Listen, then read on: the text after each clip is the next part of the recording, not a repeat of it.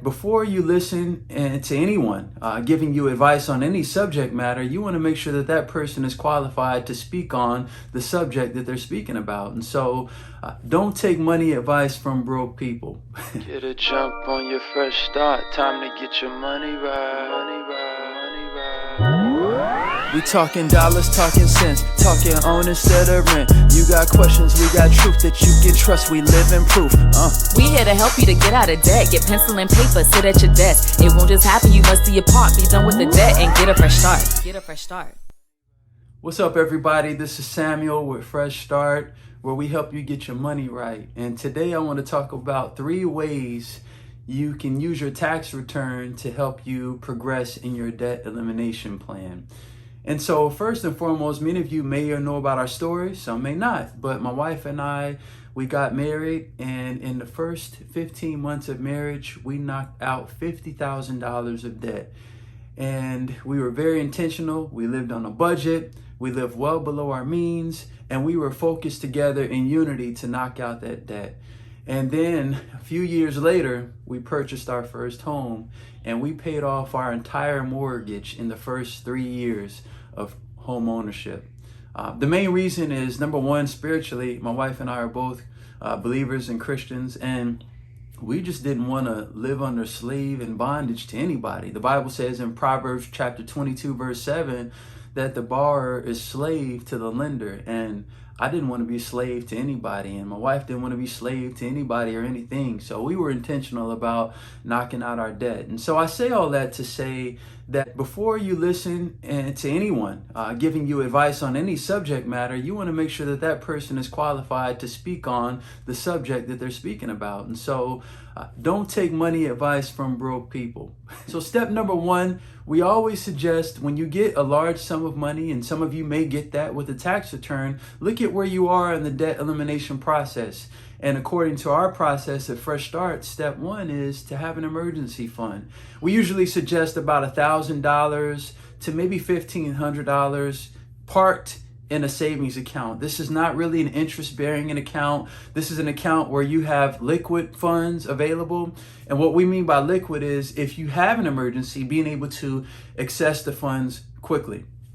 $1,000, in some cases $1,500, should handle most of life's emergencies, right? So it's not to cover everything, but most emergencies that happen can be covered within that $1,000 to $1,500 amount. So step number 1, use your tax return to develop an emergency fund. Step number 2, you line up your debts from smallest to largest. One of the things that I always talk about, and we always talk about with getting out of debt and the whole process, is you don't know where you're going until you know where you're starting. So you got to have a game plan, but you got to have a starting point. So a lot of people want to pay off debt and they want to progress financially, but they don't know where they are. So you have to pull your credit report. You have to do whatever you have to do to determine, okay, what's my smallest debt? What's my largest debt? So that's the game plan. So you got to know where you're starting from. So line up those debts from smallest to largest. And the reason we suggest that is when you pay off the smallest debt, it helps you to build momentum. Nobody wants to just pay off debt just to pay off debt. You know, who wants to do that? You want to have an end in mind. And when you're knocking out the smaller debts, it gives you momentum. Hey, I can do this. I remember when Kirsty and I were paying off our debt. Hey, we pay off the first 3 debts and we would take ourselves to a nice dinner. Not anything extravagant, but just as, hey, we're building momentum. We're doing this, we can do this, let's keep it going. So if you start with the largest debt, sometimes that takes longer. And so you might not be as inspired to continue in the process, because some cases it is a grueling process. But one of my favorite sayings is the reward is so much greater than the sacrifice. I can't really express to you in words what it feels like for my wife and I to be completely debt free, to have our primary residence paid off. I had a conversation with a friend a few days ago, and he said, well, whatever happens, you won't be homeless. And it really hit me, because I'm thinking, man, that's a powerful thing to think about. When your primary residence is paid for, you're not paying anybody rent. They can't come take your home. It's paid for. And by God's grace, He's allowed us to be in that position. And we want to help you be in that same position as well. So when you line up your debts from smallest to largest, you attack. Once you have that emergency fund in place and you have the debts lined up, you attack that smallest debt with every bit of money that you have. All the extra money, you throw it towards it. So for example, if your smallest debt is maybe $300 and you have maybe $2,000 left in your tax return, knock out that $300 and go on to the next. In our process, we call it a debt domino effect, because what happens is you knock off that first debt, the smallest, and then it gives you the momentum to knock out the next one and the next one and the next one, just like a line of dominoes lined up. It's a pretty cool process. And like I said, it helps you to build momentum. And step 3, live below your means. So many people don't really understand that concept. Only buy things that you can actually pay for. So many people see things and they say, oh, I can get that with a credit card. I don't need the money right now. I want it now. We live in a society where it's now.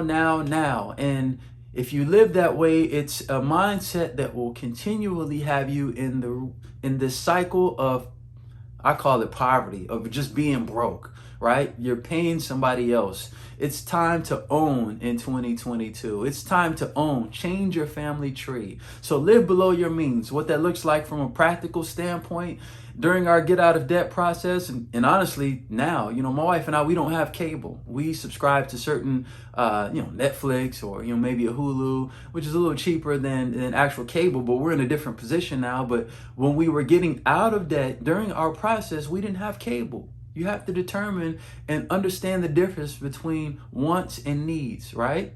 And cable, it's a luxury. You don't necessarily need it.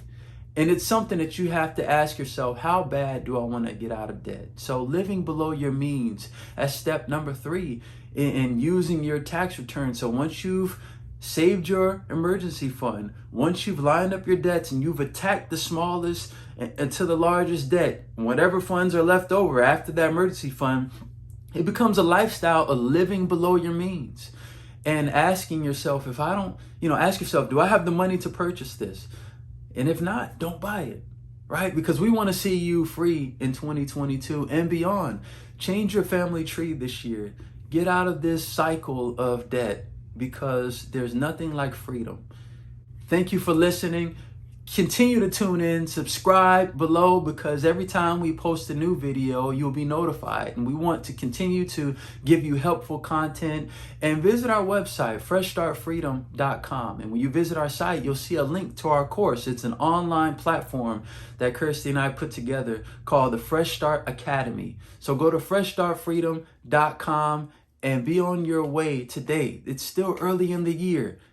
You can do this. Be encouraged. We're here to help.